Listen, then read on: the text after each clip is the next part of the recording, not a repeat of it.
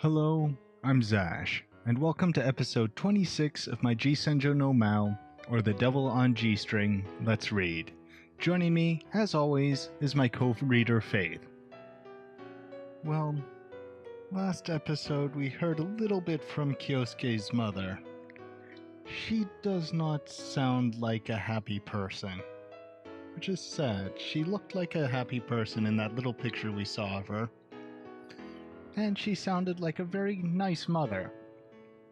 But I guess the years of poverty got to her. Also, Kyosuke is scrambling for a plan to evict the Miwas. Because if he doesn't, well, Gonzo's probably going to have him killed. So, hopefully he comes up with a plan soon that doesn't destroy the Miwas. Anyways, please enjoy. Dinner's already prepared. Come in, come in. The moment I arrived at the house, Sabaki's family ushered me in. Next time, son, just come right in. As always, Sabaki's family greeted me enthusiastically. Is that what you'd prefer? And don't you think Tsubaki took your coat at just the right time? He was trying hard to get her married. It's kind of cute. In a sad way. Oni-chan, thanks for the game you got me. I bought it yesterday and gave it to Tsubaki. What do you want to do? Or would you like to take a bath? No, I just want to zone out for a bit. Then just take it easy. Hiroaki, get some tea for Oni-chan. The kids have no reservations around strangers and treat me like family. They're fighting amongst themselves for the privilege of helping me. Just as the second eldest daughter, Sai, was asking me a question about princesses, the doorbell rang. Oh? I wonder who that is. Probably someone from the Farmers Association.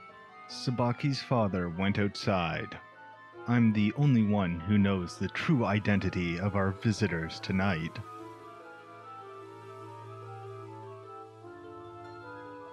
A princess is a person who was born into happiness. As I answered her mechanically, Sabaki's father came back into the living room. Kyosuke-kun, it's them again. He seemed worn out from all the stress. Again? He suddenly complained to me. This reaffirms the fact that I've gained his trust. I thought that they would leave us be, so I let my guard down. Looks like those people still want us to move out, no matter what. Ah, is it the real estate company again? No. These guys aren't from a real estate company. They act curious, but incredibly well built. They couldn't possibly be part of a sales team. That's because I've handpicked the lot of them for their intimidation factor. What did they say? They say I'm causing everyone trouble, and that the construction can't continue because of me. Well, there is some truth in that statement. Even so, we aren't obligated to move. Perhaps I offended him, as Sabaki's father left the room. What happened? Apparently someone is asking you to move again. Again? The construction has already progressed a lot, and your family's probably the only ones who have refused to move. I thought as much. I haven't seen a lot of our neighbors lately. I hate this. The kidnapping incident is finally over, and Dad has worked so hard to protect our home. Is something wrong? Children read adults' thoughts better than they do books. No, it's nothing. Sabaki immediately plastered on a smile to hide her emotion. Are we gonna move? No, everything is okay. Moving is stupid. If we move, then I'll have to say bye-bye to my friends at school. I told you, everything's okay. Really? Then what were you and Dad talking about? Who was at the door? Sharp kid. Hiroaki interrogated Sabaki with a dissatisfied expression. Sabaki transparently had an epiphany and made up an excuse. We were just talking about where we'd live if I went and lived with Kyosuke-kun. And I think that Santa Claus was at the door. Yeah, maybe the Santa Claus from Futurama. Santa? But it's not Christmas yet. Well, sometimes he comes early. Wait, didn't Oni-chan get you a game? I bet Santa was jealous. Her lie made me shiver. Still, Sabaki's brother is her brother, after all. He swallowed it without a shred of doubt. I get it. Santa's angry that I got a present on my own? Right. So you can't always bug Kyosuke for presents. If you're a good boy, then you'll get presents on Christmas. Okay. You're becoming a liar. Not a good liar, but a liar. Satisfied, Hiroaki trotted into the kids' room. Look here, now. I glanced at Sabaki, half smiling. Sorry, I said crazy things. Don't worry about it. I don't want the kids to be more worried than they need to be. I understand. Her eyes gave off the impression that she was deeply resolved. The house phone rang. No, I should say that I made it ring. Hello, Maou resident. Sabaki's expression grew dismal as she gripped the receiver. Vulgar, tasteless condemnations poured from the phone. It was loud enough to deafen someone. Get out! Get the fuck out of that shithole you live in! Do you get what'll happen to you if you don't? Hey, are you listening, you fucking rats? I listened calmly from the side, as it didn't really affect me that much. But to Sabaki, who was listening to it directly, it must have been terrifying. Well, please stop. She managed to stand firm against criticism, which she had never experienced before. Sorry. What are you saying? Her face was turning green from being forced to recognize that such violent malice exists in this world. No, that... It's almost time. I slowly reached out and cut the call short. If she yells at me that was rude, I don't know. I don't know what to do. As if a thread of tension had been cut, Sabaki sighed and sat down right there. With empty eyes, Sabaki did her best to get a grasp on the misfortune that had befallen her. Well, it's a natural reaction, I suppose. This is simply too harsh a hit for Sabaki, who had an isolated, warm, sheltered existence until now. Even so, this is heaven compared to the calls that I got when I was young. Sorry, Sabaki. All of this is for our brilliant future. Don't you want everyone to be happy? Sabaki, what happened? Dad? No matter how you look at it, selling this house and moving out is the best choice. Both my client and I will be happy. Sabaki's family will also receive a huge sum of money in compensation. Didn't you say you can make memories anywhere? Oopsies. Sabaki silently lowered her head. It was probably such a shock that she couldn't even exert the strength to talk. Sabaki, what happened? Are you okay? Oopsies. Sabaki? Things are progressing according to plan. The same thing happened to my mother. To parents, nothing is more important than their children. Sabaki? After getting a glimpse of his precious daughter's terrified expression, Sabaki's father would eventually change his attitude. Or at least I thought that's how it'd go. Sorry, I just tripped. Sabaki lifted her face, her usual radiant smile permeating the room. Wait, what about that call just now? It was nothing. How can you say that? Your face was so pale. What? I was speechless. That pale face had already become flush again. Her expression even showed signs of leisure. She turned to her father. Dad, do you want me to pour you a bath? Are you sure you're okay? Who called just now? I'm fine. It was just a friend. A friend? Don't you have a cell phone now? It was a friend from middle school. I haven't told her my cell number yet. Really? Huh? Is something the matter? I guess not. Sabaki's father was confused. Right. In any case, you wouldn't lie, Sabaki. Then again, a long time ago I filled some dumplings with that cheese you hate and didn't warn you about it. I thought it might be those hooligans calling again. I guess it was nothing, though. Yeah. Wouldn't I come and talk to you if something happened?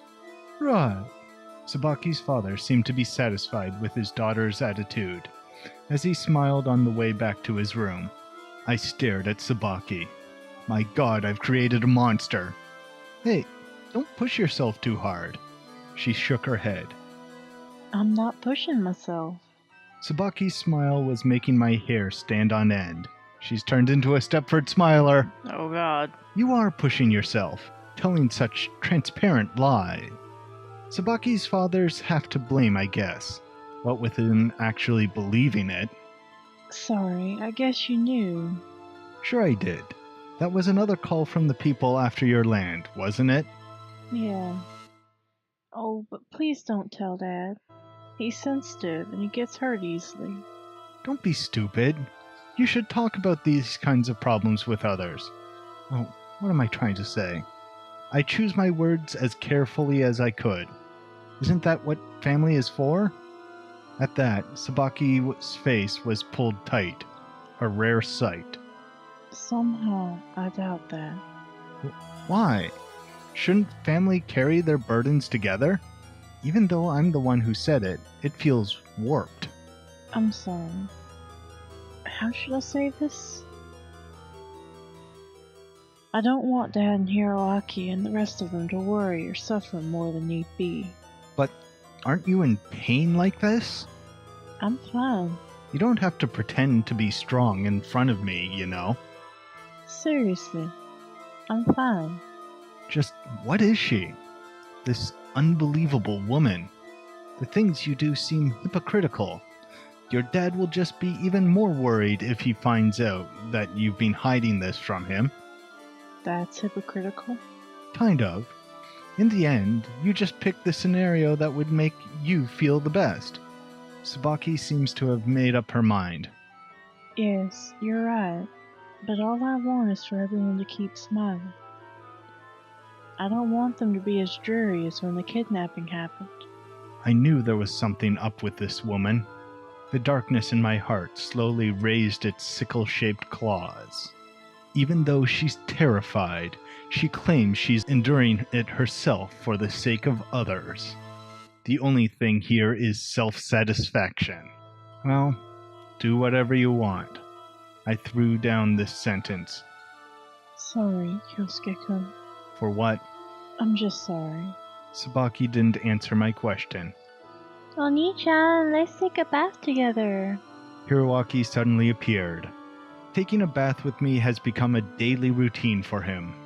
I'll go prepare a change of clothes. Okay. While changing, I thought about Sabaki. I have to peel off her mask. Anyone will bow before the pressures of money. I will make them move out.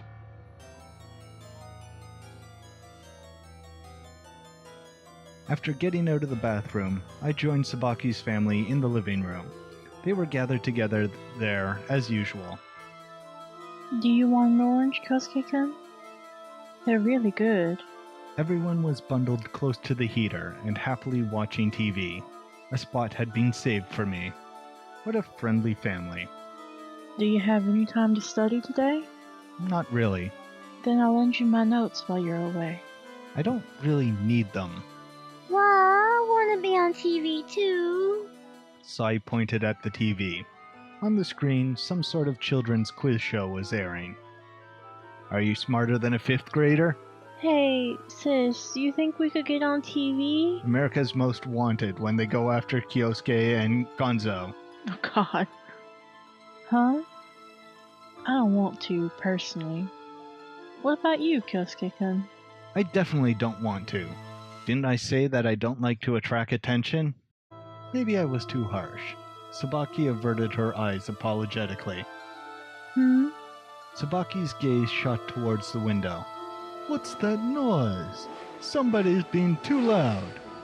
What's going on? The noise was loud enough to make you want to plug your ears. Shouldn't be any biker gangs passing through here, should there? The men were needlessly gunning their engines and filling the air with explosive screaming. There would be Yakuza. Even within biker gangs, men with enough promise have the chance to be personally scouted. Hey, what's going on? What's that sound? The children collectively looked at their parents and Sabaki. The noise got louder and louder, reaching a climax near Sabaki's house. I stood by the window, keeping an eye on the situation outside. They parked in front of the door. An immense cacophony of horns blasting vulgar dissonance rushed into the house. Anya-chan? What's that sound? Sabaki slowly explained to her frightened brother. People are racing outside. Racing? Yup. They're driving as fast as they can to see who's the best. But why did they stop in front of our house? They're just taking a break. They're tired from driving such a long way. Don't you like to rest sometimes when you walk a lot? Yeah, I guess so. With Sabaki's smile, no matter how outrageous the lie, anything can become truth for these children. Come on now, everyone watch TV. Sabaki's father began coordinating efforts with Sabaki. But I can't hear it, Dad. That noise ain't nothing compared to your whining, girl. That made everyone laugh. Outside, people who didn't give a damn about the other people's lives are trying to inflict as much damage to this family spirit as possible. Yet, even so, this family... Alright, then let's just sing along with the horns. I'm good at singing. The teacher even said I was good a while ago. After Hiroaki spoke, the room rang out with cries of, Me too, me too. On the other hand, I, as an outsider, was trying hard to keep myself from clicking my tongue. Why don't you sing too, Kyosuke-kun? I'll pass. It's alright. I've still got time. For now. They can't lie to the children forever. With the unstoppable march of time, Sabaki and her father's troubles will magnify. Still, I'm running out of time as well. As I suspected, I'll have to force Sabaki to submit to me.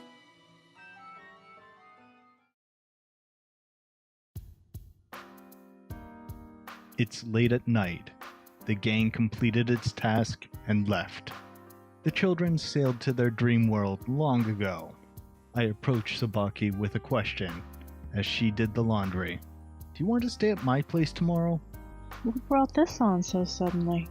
There's some things about my job that I have to talk to you about. Sure. Sounds great. Putting my chin on the back of my hands, I made a pondering pose. I have some very important things to tell you. Really? It's just, I know you're very worried about your family. Why can't we talk right now? I want to talk properly, alone. Oh, okay. I stared at her without blinking. Sabaki laughed, embarrassed. I understand.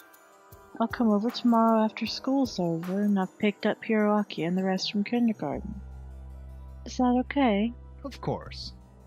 I'm really happy that you're inviting me. I knew she'd obey me. Hey, what exactly do you like about me? You know, that statement worries me. Even though it's the truth? Oh man, are you serious? We fooled around for a while. I put a lot of effort into pulling Sabaki's heart to me, step by step. There's nothing to worry about.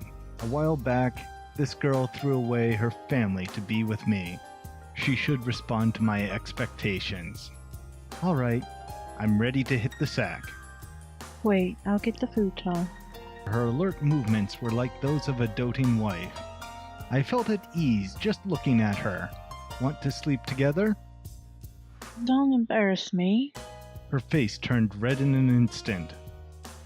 To tell you the truth, I do want to sleep together. As she said it, she leaned her head against my chest. It's so blissful. Just like a dream. What is? Having you at my side, Kosuke. Yeah. I hope we can be together forever. Or at least as long as I live. Which may be for only a couple more. Me too.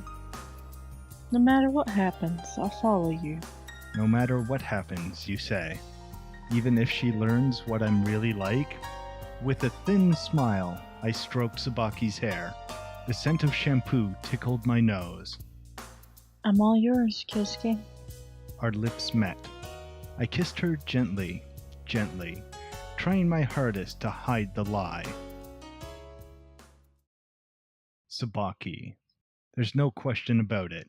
I've fallen for her. It might be a little warped, but that warping is likely due to the fact that we grew up in different environments. I'll press her for an answer tomorrow. Megalipses. Ellipses.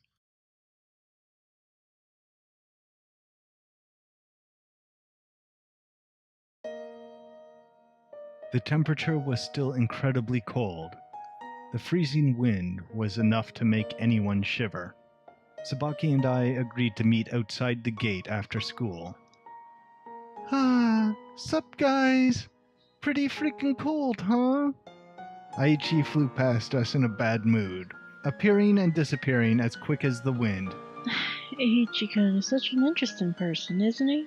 Interesting's a word. I bet he doesn't find himself that interesting. You need to hit the kindergarten first, right? Yeah.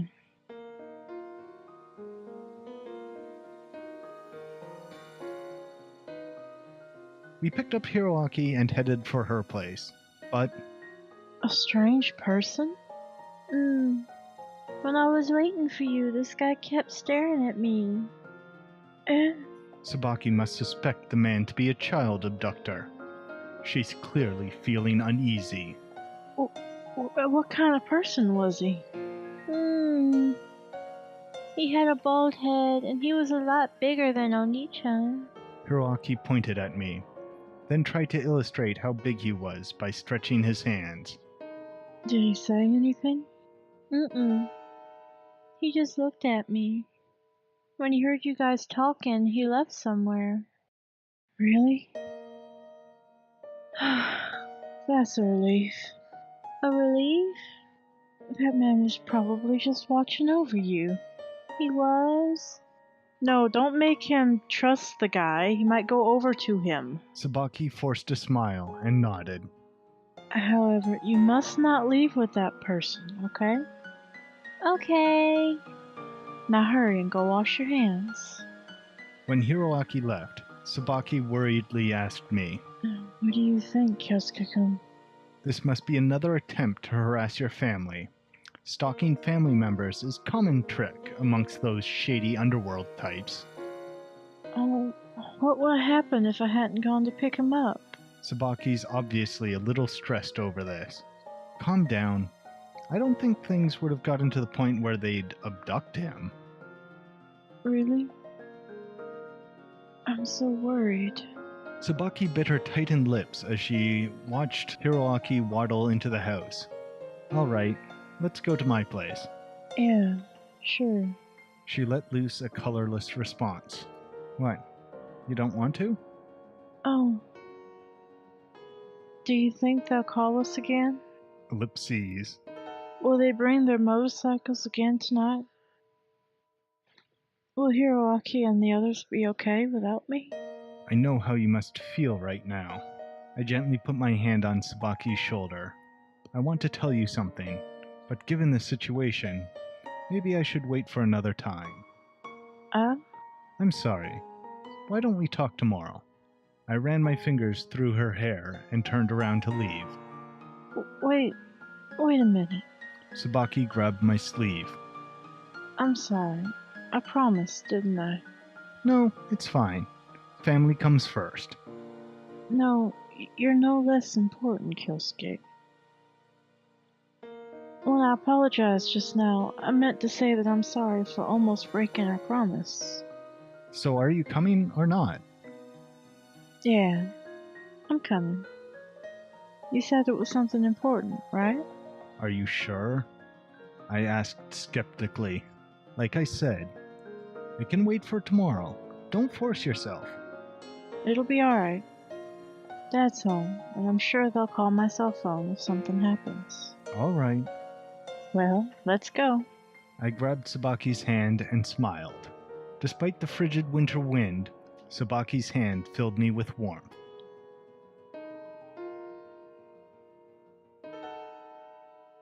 It's so cold. Let's hurry inside. My raw senses began to relax as I crossed the threshold of my warm apartment. What did you want to talk about? Let me take your jacket first. Would you like some coffee? Yes, please. Thank you. I stood in the kitchen, boiling some water. A pot of fresh coffee quickly finished brewing. Sabaki looked at me as she sipped her coffee gently. Have you been writing in your diary recently? I have. It's mostly been about matters relating to you, though. Did the incident yesterday make the cut? That's not something I particularly want to keep close to me. But yes. She laughed to herself, and the mood darkened. I guess you write the whole truth down in your diary, whether you want to or not. Naturally. If I didn't, then wouldn't the diary be lying? A lying diary. I chuckled as I brought the mug to my mouth. But hypothetically, what if the very experiences you believed in were a lie? What would you do? Facing a question with obviously deeper significance than our previous banter, Sabaki didn't know how to answer. Thus, she remained silent. In other words, if I had been lying to you, what would you do? You wouldn't lie to me. Her expression was oblivious, like that of a child who thinks she's on the receiving end of a joke. But don't you remember? I hid something from you, did I not? Huh? I only just recently told you why I skipped classes so often, right? Oh, that. Hiding something from me isn't really lying, is it? Everyone has things they wish to keep to themselves. Even you? Sure. Even me, I guess. Like, the things in my diary, right? It seems my tone has finally made her a bit nervous. Her bright smile is all but gone now. I slowly nodded my head. What is it? You can tell me anything. It looks like she's ready for what I have to say. The truth is, Sabaki, I need your help with a certain matter. I sighed and chuckled in self-ridicule. It's related to my job. We've run into a roadblock that we're struggling to overcome.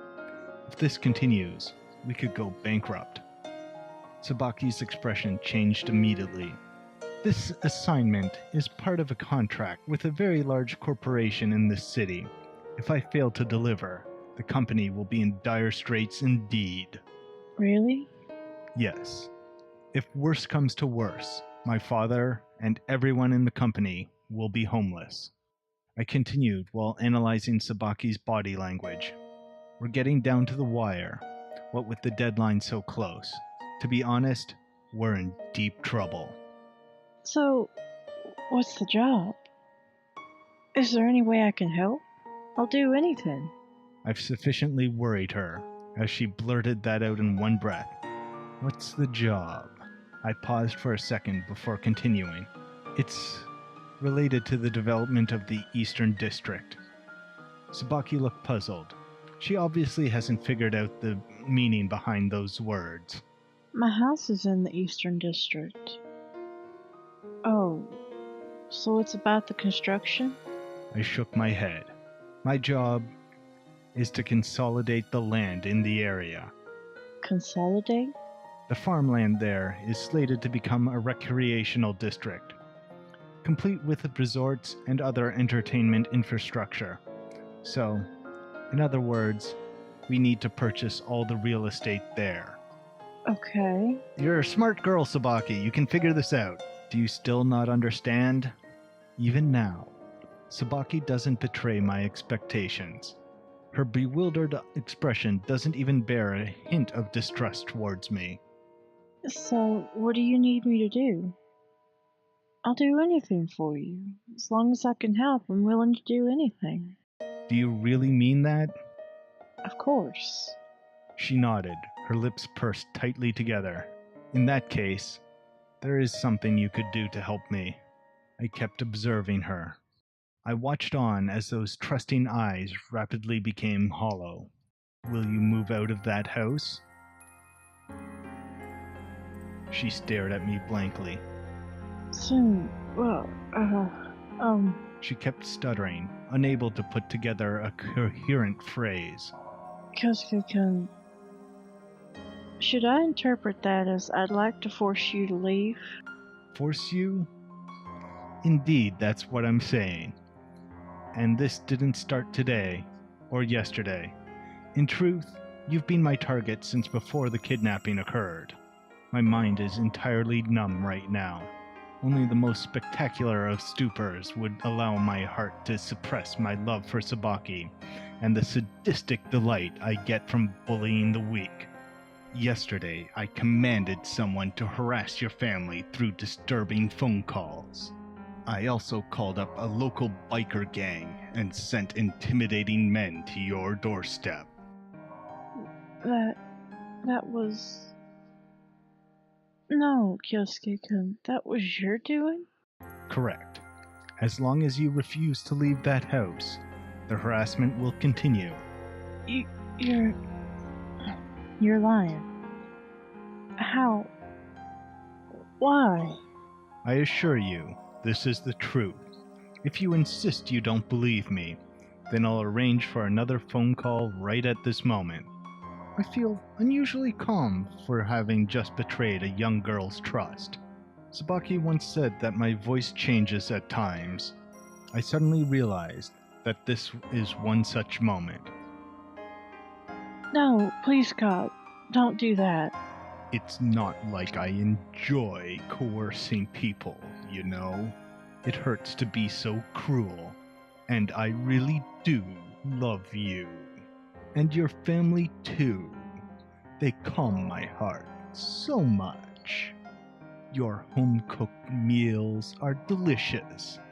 And the evening conversation is so relaxing. In all my years, I've never realized that sleeping on the floor could be such a positive experience. Taking a bath with Hiroaki has become an everyday occurrence. Then why?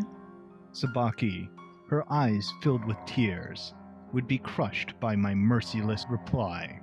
Money, Sabaki.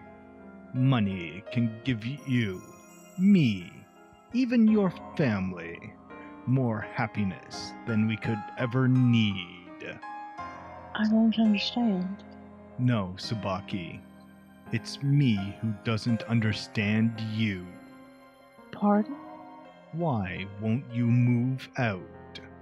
Because, we've been there so long, it's become precious to us. I looked down at Sabaki. You lot are causing headaches for a whole lot of people. I pointed my finger at her. In any case, it was your uncle who lent your father that money. That's 50 million yen down the drain. Though, I can't say for certain what kind of situation your uncle's in. That's no negligible sum. Even to those of us who live quite comfortably. He may have had to go through a lot in order to manage that. Well, yeah. I guess so. If only you would submit to the developer's request and sell the land. Not only could you repay that debt to him, but you'd even have extra to spare. No matter how precious that house is, or how beautiful your memories with it are, shouldn't you put the greater priority on paying off your debt? Of course, the uncle who loaned them the money obviously knew their situation when he made the decision. And for Sabaki's dad, who owns a farm, moving also means losing his business.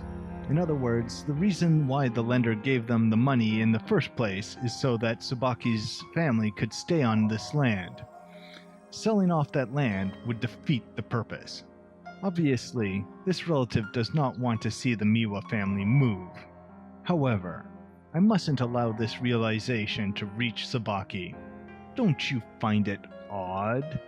All the families around you have already moved away. You're the only ones left. Everyone else found money to be more important than their homes. So, why is your family so adamant about staying? If only you were willing to move, they'd be able to build hotels there. Plenty of people would pay to stay at those hotels. Everyone profits, and the profits creates more happy families like yours. After sighing deeply, I spoke again in a deep, sad voice. You have a wholesome family. You've never done anything wrong in your entire life. To be honest, I feel horrible for causing you so much suffering, and my guilt triples as your boyfriend. But even so, I beg you, moving out is the best option for everyone. My voice was warm and sweet, but I kept my head extremely calm. Sabaki looked at me, then smiled listlessly. I understand what you're saying. You're right. My father's as clueless as I am when it comes to money. He's a really good person, but he can also be very stubborn sometimes. As if she forgot what she had planned to say, Sabaki took a deep breath. I just want to ask one thing. Well, actually, I'd say it's the one thing that shocked me. Why, Kyosuke-kun? Why did you do such horrible things? How could you possibly order those people to constantly harass us? I was fully prepared for such an admonition from Sabaki, because this is a necessary evil. What? I can't go into too much detail, but a lot of incidents in the past would have been settled a lot more smoothly if the Yakuza had been involved.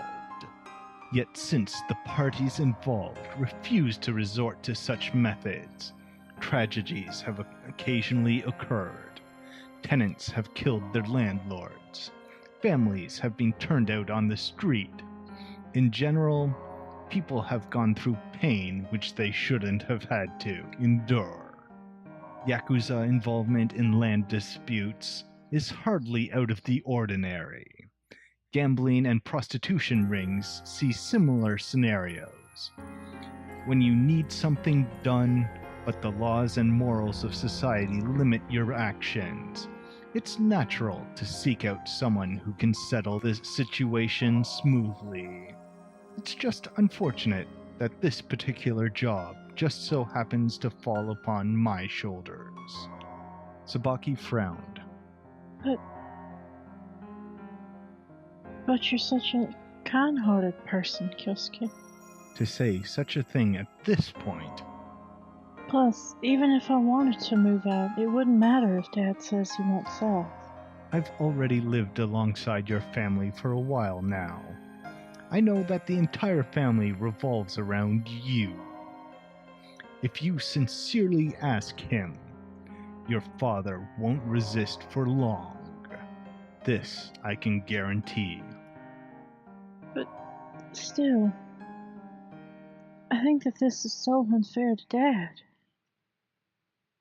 He went through so much to borrow the money we needed to keep our house. Are you saying you feel like you're betraying your family? Sabaki gave the biggest nod yet. It's time to make my closing arguments. But didn't you tell me that you'd do anything? I asked. Whoopsies. Didn't you say you want to help me? Yeah, but... I'll say this as many times as need be. I love you. Even when you're obstinate like this. Sure, it gets annoying sometimes. But in the end, it just makes me more and more interested in you. Heck, it's probably how I came to love you. Well, thank you. So, I'll ask you once again, Sabaki. I smiled broadly the last time I asked her this, but my expression this time was certainly quite different. Here's a trite question for you. Sabaki seemed to know what I was going to say. What's more important, me or your family?